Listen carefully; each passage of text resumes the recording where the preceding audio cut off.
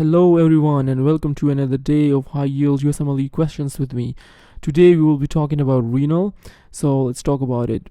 A 25-year-old male presented with prior history of HIV presented with maculopapular rash and fever. A few weeks ago he was treated with pneumocystis pneumonia with GMP-SMX. So pneumocystis pneumonia is common in HIV, and you should know that it occurs at less than 200 CD4 count. So CBC shows normal hemoglobin, no leukocytosis or thrombocytopenia, so essentially CBC is normal. Urinalysis shows mild proteinuria, WBC caused with 5 to 7 red blood cells. So what is the most likely diagnosis? So let's eliminate the options one by one. So we have hemolytic uremic syndrome. So what happens in hemolytic uremic syndrome is that they will give, when you have a history of usually it will be a kid, and then they will say that he ate hamburgers, and then there's bloody diarrhea, and then they will say there is like thrombocytopenia and petechial rash. So remember, it's petechial rash, not maculopapular. In this question we have maculopapular rash.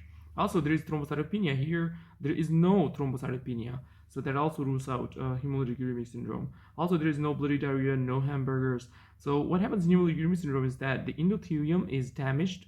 So once the endothelium is damaged, the platelets adhere to the endothelium, damaged endothelium, and form microthrombi. Those microthrombi, because it consumes platelets, result in thrombocytopenia, and that thrombocytopenia results in petechial rash. And also, in addition, if there are red cells,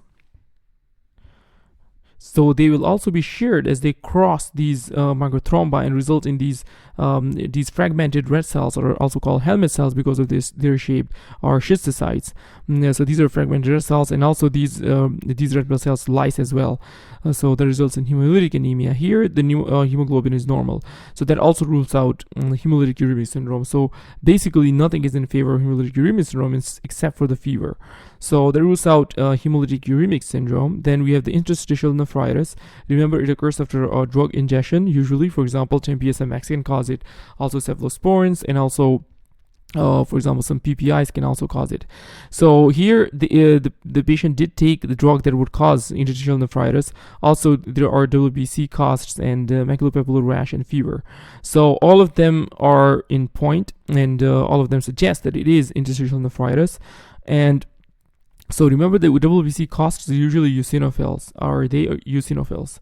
So in NBMEs and most of the question banks, they would put eosinophiluria in interstitial nephritis. And remember the other drugs like cephalosporins and PPI causing the interstitial nephritis as well. And there will be fever and there will be rash. And eosinophiluria are WBC casts. There can also be like proteinuria, and they can also see some red blood cells or hematuria. So this one is the correct answer here. Then we have the lupus nephritis. So lupus nephritis, remember, usually the rash is just a malar rash, and also it's usually females. Here it's male. The male to female ratio is about, the female to male ratio is about 7 to 13. And so which means that females are 7 times more likely to have lupus. And also usually in lupus you can get like arthralgias, you can get mouth ulcers, and none of which are given here. So also lupus, unlikely. And then we have the cholesterol embolism syndrome. Remember, cholesterol embolism is high yield, and so is interstitial nephritis. So what happens in cholesterol embolism syndrome is that if this is an artery and there is a atherosclerosis going on, for example, patients with MI requiring catheterization. So usually in the history they will give patient who underwent cath like a week back or 2 weeks back and now present with cholesterol embolism syndrome. So when you do catheterization in MI, you actually remove this thrombus, this cholesterol thrombus. This results in all of the cholesterol kind of embolizing, or kind of flowing, the fragments of the cholesterol kind of flowing freely in the systemic circulation, and can go anywhere. It can go to the retina, it can go to the skin, it can cause blue toe syndrome, it can go to the renal and cause acute kidney injury. So it can go anywhere. And you remember, in acute kidney injury there will be WBCs, and those WBCs are also eosinophils. But here they did not give any history of atherosclerosis or catheterization. That rules out cholesterol embolism syndrome. Also, the maculopapular rash is not seen. You may see levator reticularis with it.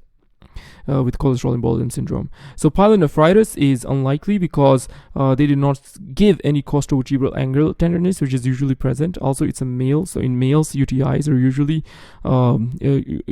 usually not present, really uncommon, and also the rashes would not be expected. So the only thing in favor is just mainly the fever. So that rules out pyelonephritis.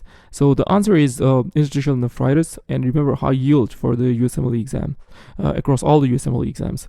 So I hope this video was helpful. If any student require tutoring, he can email me here, and consider supporting the channel here, a link in the description.